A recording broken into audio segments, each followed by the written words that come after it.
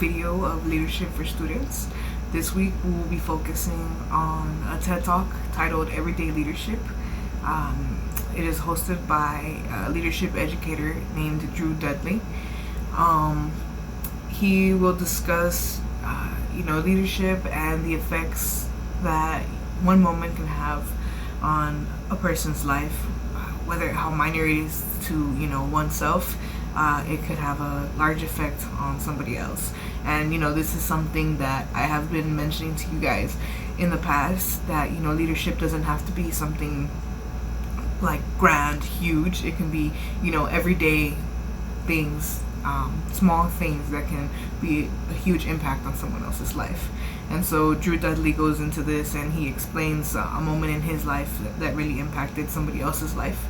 And I hope you guys enjoy this video. And after the video, I will have some discussion questions for you guys.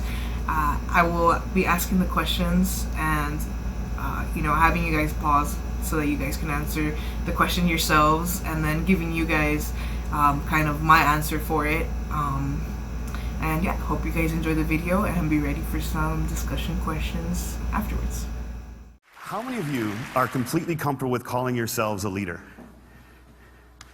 See, I've asked that question all the way across the country, and everywhere I ask it, no matter where, there's always a huge portion of the audience that won't put up their hand. And I've come to realize that we have made leadership into something bigger than us. We made it into something beyond us. We made it about changing the world. And we've taken this title of leader and we treat it as if it's something that one day we're going to deserve. But to give it to ourselves right now means a level of arrogance or cockiness that we're not comfortable with. And I worry sometimes that we spend so much time celebrating amazing things that hardly anybody can do, that we've convinced ourselves that those are the only things we're celebrating. And we start to devalue the things that we can do every day. And we start to take moments where we truly are a leader, and we don't let ourselves take credit for it, and we don't let ourselves feel good about it.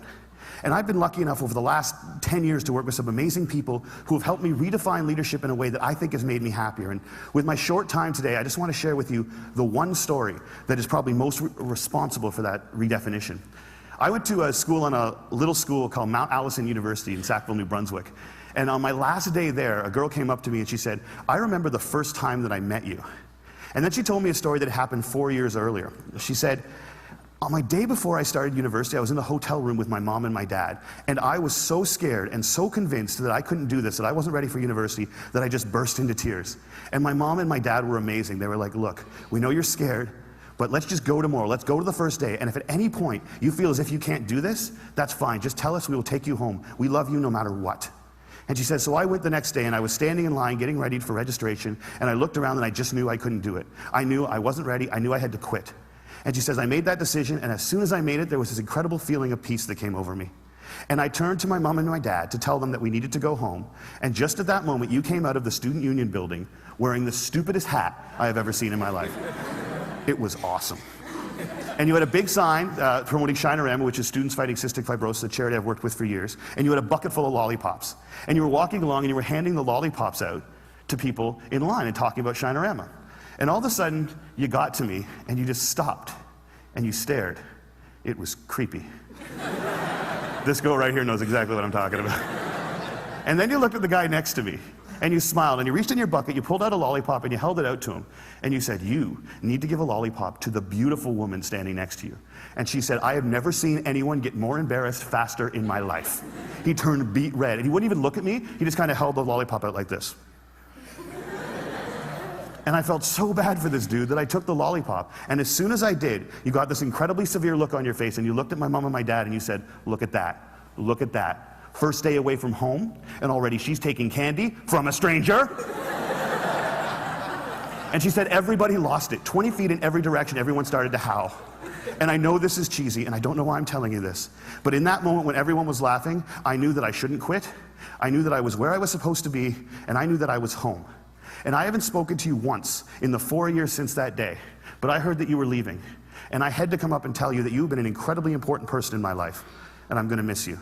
Good luck. And she walks away, and I'm flattened. And she gets about 6 feet away, she turns around and smiles and goes, "You should probably know this too. I'm still dating that guy 4 years later."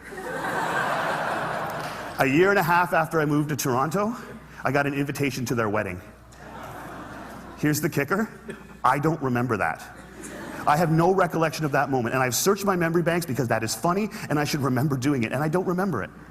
And that was such an eye-opening, transformative moment for me to think that maybe the biggest impact I'd ever had on anyone's life, a moment that had a woman walk up to a stranger 4 years later and say, "You've been an incredibly important person in my life," was a moment that I didn't even remember. How many of you guys have a lollipop moment, a moment where someone said something or did something that you feel fundamentally made your life better? All right. How many of you have told that person they did it? See, why not? We celebrate birthdays where all you have to do is not die for 365 days. And yet we let people who have made our lives better walk around without knowing it. And every single one of you has been the catalyst for a lollipop moment. You have made someone's life better by something that you said or that you did. And if you think you haven't, think about all the hands that didn't go back up when I asked that question. You're just one of the people who hasn't been told. But it is so scary to think of ourselves as that powerful. It can be frightening to think that we can matter that much to other people. Because as long as we make leadership something bigger than us, as long as we keep leadership something beyond us, as long as we make it about changing the world, we give ourselves an excuse not to expect it every day from ourselves and from each other. Marianne Williamson said, "Our greatest fear is not that we are inadequate. Our greatest fear is that we are powerful beyond measure. It is our light and not our darkness that frightens us." And my call to action today is that we need to get over that. We need to get over our fear of how extraordinarily powerful we can be in each other's lives. We need to get over it so we can move beyond it. And our little brothers and our little sisters, and one day our kids, or our kids right now, can watch us start to value the impact we can have on each other's lives more than money and power and titles and influence. We need to redefine leadership as being about lollipop moments. How many of them we create, how many of them we acknowledge, how many of them we pay forward, and how many of them we say thank you for.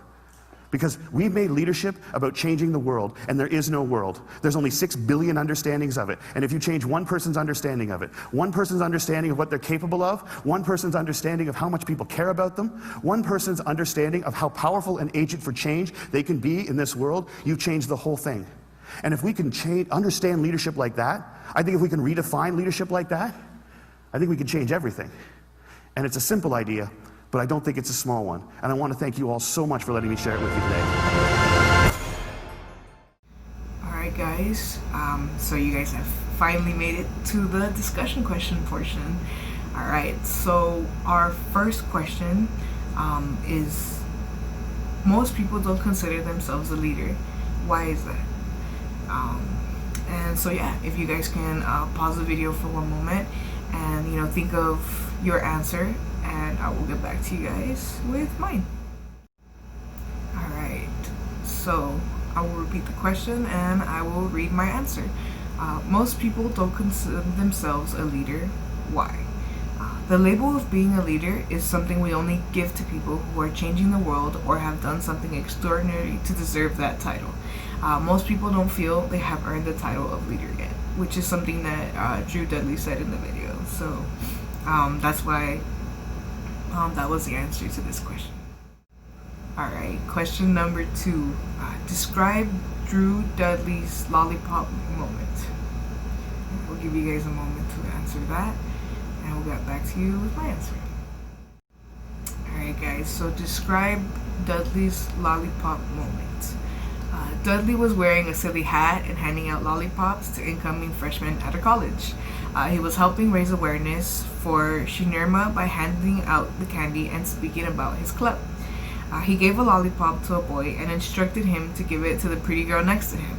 He did, shyly, and Dudley then joked with the parents, warning them their daughter was already taking candy from strangers on her first day home.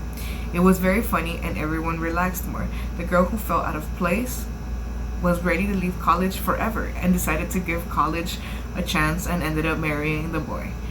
Dudley never knew his impact until years later. And so yeah guys, this was one question, so you guys can really think about how like I've mentioned before, a small event can be a big impact on somebody else's life. What is Dudley's call to action? And as I mentioned earlier, I will give you guys some time to answer this question and get back to you with my answer. Alright guys, so question number 3 was, what is Dudley's call to action? And the answer to that is Dudley wants people to change the way we define leadership and acknowledge that we are all capable of making an impact in little ways each day. He wants people to think to thank the ones who impact them, and then to pay it forward by impacting someone else. Alright guys, the fourth and final question, which I will not have an answer for.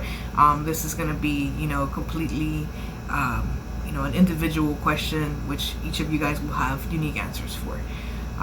Question number 4 is, explain your lollipop moment. Either when someone impacted you, or a moment when someone told you how you impacted them. Alright guys, so as I mentioned before, each person's answer for number 4 is going to be completely unique, but I wanted to give you guys a sample answer for that. So the question was, explain your lollipop moment, either when someone impacted you, or a moment when someone told you how you impacted them. And so for my answer, I'm going to mention, when someone impacted me. And the moment that comes to mind is something super simple. I was fresh out of high school. I was looking for a summer job, and I had two choices. Work at Denny's or work at Forever 21.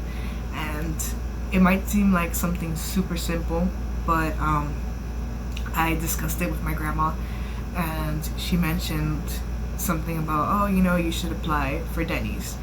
And it was that little simple push that helped me make my decision. And at the end of the day, that decision that I made led to me meeting my best friend, then meeting my other best friend, and being able to move out, and a whole life that I would have never began unless I met these people.